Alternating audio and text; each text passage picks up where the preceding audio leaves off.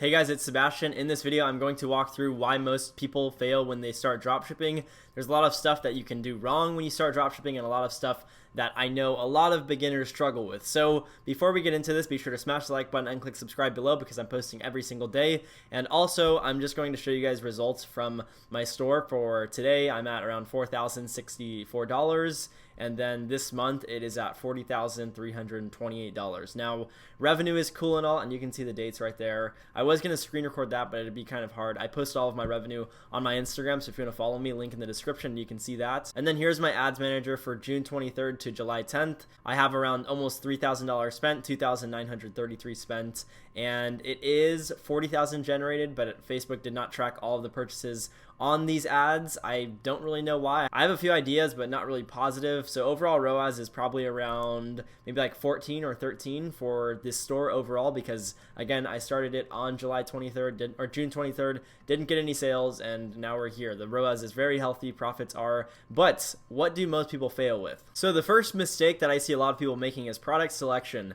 A lot of beginners and just people in general that aren't really too informed with dropshipping and haven't had many stores become successful, beginners go for the low-hanging fruit. And what I mean by that is they pick products that everyone else knows about. So if I was to pick a product and we were to compete with the product, I would likely beat you with my ads and my website and my offer and everything. And that is very relevant because if you are trying to pick a product and you're new to dropshipping, it's very hard to compete with people who are very skilled. And I'm not saying I'm very informed. I know some stuff in regards to dropshipping, but I still have a lot to learn. I'm sure everyone does, and everyone obviously knows something, I'm sure, but there are always things I can improve on. So nonetheless, if I went up against someone that hasn't really made any store successful, hasn't done maybe 6 figures in a month, then I would most likely win over them if we competed. Now, there's a definite mind block that has happened with me when I started out and a ton of other people, where they find products that everyone else is selling and they don't know how to find those products that are just crazy, like super profitable and aren't that competitive, which those are the products that I believe beginners have to go after, because then that will get you in a spot where you aren't really competing with anyone or many people and you're still making some profits, so that you can then learn the business model and then grow after that product and get into maybe some more competitive ones once you again have the knowledge and the funds to do so. I know from experience, I've been there. I've found products where I'm like, oh, this is going to sell well, but it's something that everyone else tries to sell, and it's just very difficult to actually make revenue and make profits, and it almost doesn't work every single time just because you compete with people who are already doing crazy numbers and have the revenue to actually back their results, or not even that, but they have the funds to actually spend more on ads and acquire customers, which is very tough. And that is a big reason why a lot of people do fail, is just they pick the wrong products. The next one is running ads. So let's say you're testing a product and you pick one that has high competition. You'll need to spend a lot more to test, just because a lot of people are competing for the same purchases and a lot of people are trying to drive traffic to their website. So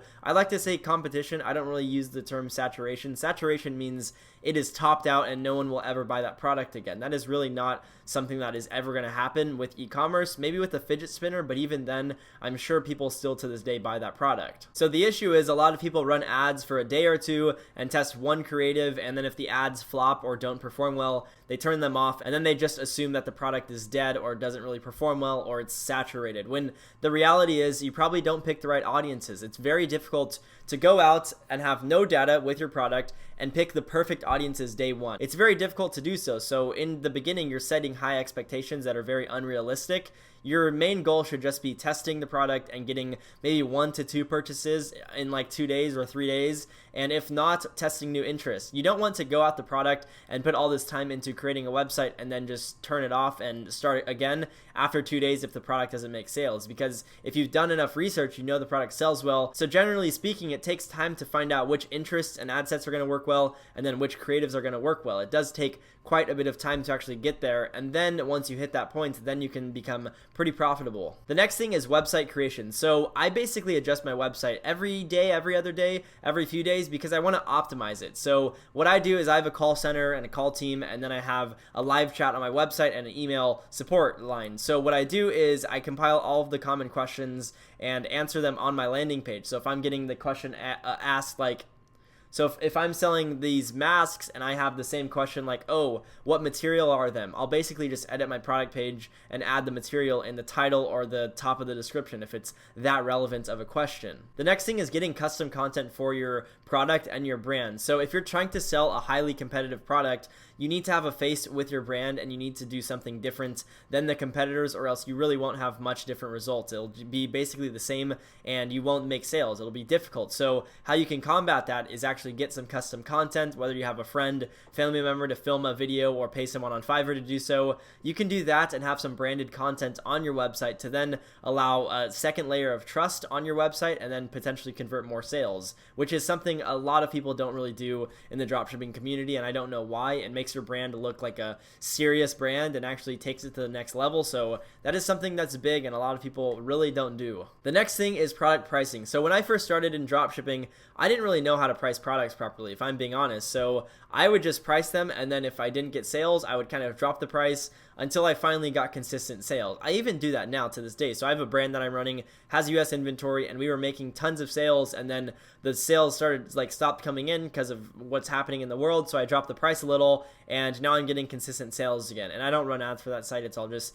organic through Instagram and email. But I did that because I wanted to see if that was the issue, and it was. So a lot of the times people run ads and they don't actually edit the pricing, and then they just assume the product is dead or the site is bad or just something like that, when in reality, people could just not see that perceived value of your product and can't justify spending like $50 or $100 on your product. Another cool thing you can do is add Lucky Orange. If you are getting a lot of traffic on your website but no purchases or add to carts, download this app and you can see if people are scrolling down and looking at your site, and then maybe they get onto the product price and they just bounce off, then you realize that that is the issue, and then you can adjust that accordingly and launch more ads and see if that solves the issue. So this is very helpful. Also, it gets you you get to understand where people are going on your site. So there are a lot of things that you may think you have right, and then you go on and see people are navigating to random places, and then you realize that there's actually a lot you need to improve on. So Lucky Orange, a very simple app, and it works very well. Okay, the next thing is testing phase. So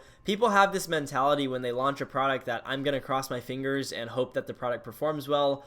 Now, I definitely don't obviously know that the product is going to do amazing. Like this product that I just launched, I didn't know the ROAS was going to be like this. And obviously I have a proper ad structure to do so, to help me get that ROAS, but the thing is, I didn't know it was going to do crazy results. I knew the product would sell well, but I didn't know that my results were going to be this good. Now, here's the thing. A lot of people, when they test, they just think, okay, I'm going to test this product and I hope it works. When in reality, you should have known if the product is going to sell well by doing a lot of research. So the mentality should be, you find a product, you're confident that you're going to sell it and that you're going to make money, but the only thing is you need to go out and find the right audiences and creatives that you need to run. So that is part of the step when you're launching a store, is actually getting through these ad sets that aren't performing well and these creatives that aren't doing well, and finding those ones that are actually going to bring you in money. I have one ad set that has, let's show you right here. So this one ad set on top, it's been running for, I believe, just this month. The average ROAS is a 38.15 at 10 purchases. It's not like I have one purchase. And then the second one, a 36.36 at 9 purchases, 7 purchases at 23. And again, this didn't track all purchases. It tracked like 20 less than the amount I got. And all of these too, my ROAS is over 10 on all of these ad sets. Now, if I didn't go through the testing phase and figure out which ones weren't going to perform well and which interests were going to perform well, and just turned off my ads after a few days of running one campaign, I would have probably not gotten these results. So that is definitely something you need to focus on, because again, you have to have that mentality where you're like, I know this product is going to sell well. I just need to go out and find the audiences and find the creatives that are going to work well for me. The next thing I want to mention is you have to have a very strategic plan for when you're running ads, or your stores that you run in the future will not be consistent. And even the ads you run with this same store, because you don't really know exactly what works. So let's say you're testing a product and you accidentally somehow scale it to 10K a month. 10K a month is something where it's not too difficult. That's only like $300 a day,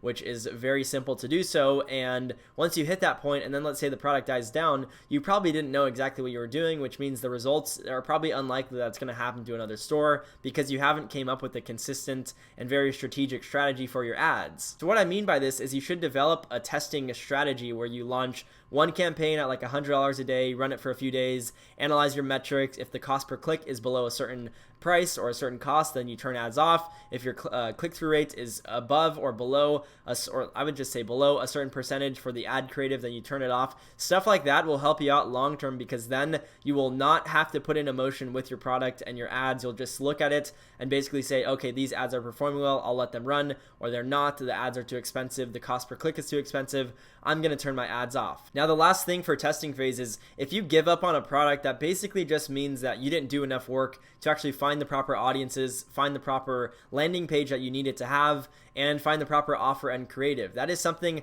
that's kind of the hard truth. I've known people who are like test a product for a month before they then scale it to around $1 million a month, and it takes some time to test a product, because again, you have to go out and literally go from knowing nothing about this product to finding your target audience, which can take some time. So be patient, and this is going to lead me to the next point, which is scared money. So yes, test the product and stuff, but if you don't have the proper funds, you can't test a product on Facebook. So I suggest no one starts Facebook ads unless they have at minimum $2,000. The good thing about having a budget that's over $2,000 is if you have less, your mind will cap you out. So if you're spending $100 a day on ads, if you do that for 20 days, that's your whole budget if it's $2,000 or less. Now, in your head, you're like, oh my God, I'm spending $100 a day. In 20 days, I'll run out of money, so I'm just going to turn these off because the first 2 days of ads didn't perform well, so I'll just turn them off and continue with my day job or do whatever, which is an issue. Like, that's why you should save up enough money to where you go all in with dropshipping and start it and make it work rather than giving up. But again, that's a big issue that a lot of people face, and that's why a lot of people do end up not making dropshipping work, because they give up way too early. Another point is when you're first starting out, it's very hard to make your first product work. I've had many products, even to this year, like I've tested products this year that didn't really work well, and it just happens. Like some products just don't perform well for you, and it isn't profitable and realistic to actually keep running them. So that is a process, and that is something that is required with this business model. Now, again, if you don't have the funds to test a lot of products, and I don't mean a lot by like 30, I mean like 1 to 3. At 3, you should find one that works well, but if you don't have the funds to do so, then just don't dropship. Wait till you have the funds and then go full in with dropshipping. Now, if you don't have the budget for Facebook ads, just go with influencer marketing. It's still very doable and a viable source of income in 2020, as well as TikTok influencers. It requires a little more work, but you can still get started. So that is another point. And then understand that this is just like a skill. So the more you test and learn, the easier it'll be to find products. So maybe every 1 in every 10 products you test is a banger, and then in 2 months, every 1 in every 5 products is going to work for you. And then maybe in a year or two, 1 in every 3 products will work for you, and then it's 1 in every 2, and then it's almost 1 like every single product. So this is, again, something you have to learn, and it is a skill that you have to develop, and it will take time, just like anything else. Which leads me to this point, skill-based dropshipping. So the dropshipping business model and digital marketing as a whole, it's a skill. It's something that must be developed. It's like if you're trying to ride a bike, you can't just hop on a bike and ride it. If you're trying to swim, when you don't know how to swim, you can't hop in and become Michael Phelps. That's just not how it works. Or if you're trying to drive a car or become a race car driver, you can't hop in and become a pro driver in one day. It takes a lot of time to develop these skills. Now, this is going to sound cliche, but if you want the results that people are doing online, like if you see people posting 10K a day, 20K a day, 100K a day, understand they put in the hours to actually get to that point, and they did a lot of work behind the scenes and had a lot of probably sleepless nights and bad performing ad sets and bad websites that just didn't work. So understand it does take a lot of time to actually develop those skills. So if you want those results, put in the work. So the conclusion for this is people stop testing a product too soon. A lot of people, that's why they don't make dropshipping work. That's why a lot of people fail. They don't test the product enough. The next point is they're not confident in their product, so they're almost just crossing their fingers and like, I hope this product works, when you should be very confident in the product you're selling. Another thing is they get into a competitive product when they don't know how to run Facebook ads. It's very difficult to do so. I even steer clear of certain products because I'm like, I don't even want to compete with these people. My ROAS will be low, or like really low, and it's just not really worth it. Another point is the budget may be too low for you, so you may not have enough funds to actually fund your dropshipping business. So either stick with influencer marketing or just save up. I suggest you guys get a job if you can. Like, get a job, cash flow, get money in, spend that money on dropshipping until you make it work. Another big reason a lot of people fail with dropshipping is they expect to get, again, like I mentioned in the last slide, they expect to get the results I get and the results that a lot of big YouTubers get when it is very difficult to do so. I've launched this store. I'll show you again. In 1 week, I was doing around $2,000 a day. In the second week, I did around $6,000 a day, and I'm consistently doing $4,000 a day with around $250 ad spend. That is hard to do. Even very skilled dropshippers cannot even get the results that I'm getting. It's very tough to get that ROAS, so don't expect to get those results right away or even after a few months. Like this takes a lot of time to actually learn this, so just don't have unrealistic goals. And then the last thing is not having enough ad creatives. A lot of people test one creative or like 10 interests, and then if those don't work, again, they turn off their ads. I would suggest you test at least 3. If you guys want to know where I get my creatives, I'll have a link in the description. I use them. That's how I'm getting these results, and I'm being completely honest. I'm using their creatives. Like some people were like, oh, are you just promoting the website? Yes, I am, but it's because I used the website and I got crazy results with the videos that they provided. So again, I'll leave a link in the description. It's called Top Notch Ads. I'll also leave a discount code, or maybe the link will have the discount code, but that is basically it for why people fail with dropshipping. And again, here's that month so far. I should do over 100K this month of July. I'm super excited for that, but hope you guys got massive value from this video. If you did, smash the like button and click subscribe below. If you have any questions, concerns, or video recommendations, you can always drop those in the comment section below. Also, if you want to follow me on Instagram, I'll leave a link in the description for that. But other than that, again, hope you guys did get value, and I will see you guys in tomorrow's video.